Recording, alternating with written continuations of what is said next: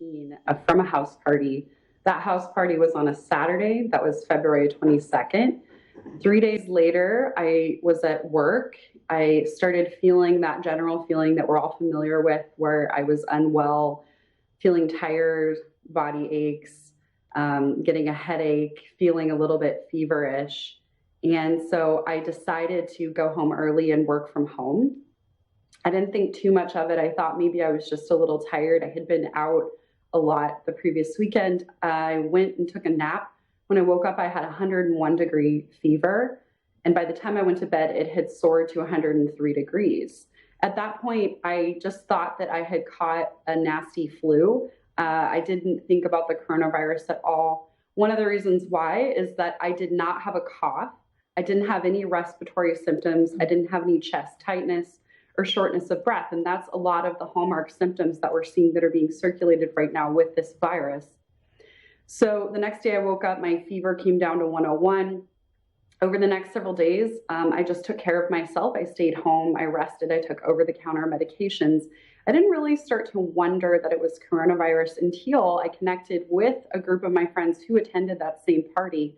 And it turns out that about a dozen or so of us all got sick at the exact same day, roughly around the same time in the evening, with very similar symptoms. Once I was connected with those other friends, I found out that they had all, not all of them, but some of them had gone to their doctors.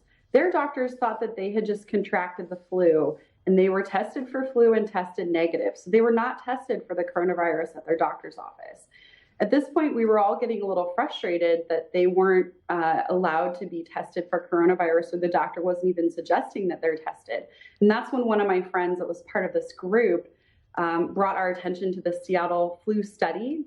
And this is a research study here in Seattle, and you can just volunteer and sign up online. They send you a nasal swab test kit, and you do a nasal swab and mail it off to them. And then they let you know if you have the flu and what strain it is. Now, just recently, a few weeks ago, they started testing for coronavirus as well. And so that's how I ultimately found out, correct. Quickly before we go, you're very measured and calm. I know you have a PhD in bioengineering, but I know you talked about how your mother cried when she found out you had this. You were perhaps more curious than upset.